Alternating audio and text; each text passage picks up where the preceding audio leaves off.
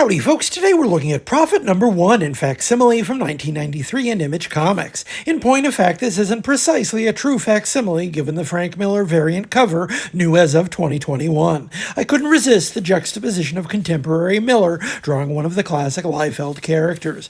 This issue is notable for presenting the penciling debut over Liefeld's layouts of a still very young Dan Panosian, fresh from his early work as an inker for Marvel. We saw Prophet's first appearance in the first arc of the first volume of Youngblood, and his adventures pick up here after slipping through the government's fingers and returning to his mission. The origin of John Prophet is retold in narration, and it's a deep stew of Kirby references, even down to Prophet's sidekick and mentor, a very short man actually named Kirby, which always struck me as a slightly backhanded tribute. John Prophet is the son of a German Christian minister killed by the Nazis in the 1930s. He's subsequently drafted into a science experiment conducted in secret to create an explicitly anti-Nazi Ubermensch. Prophet is placed into suspended animation, only waking up in the early 1990s, thanks to the intervention of Youngblood. There's a lot going on here, and I haven't even mentioned the issue's unseen plot device, the satellite system Doc, the direct orbiting command center that's supposed to empower Prophet, in which restoration forms the crux of the story here.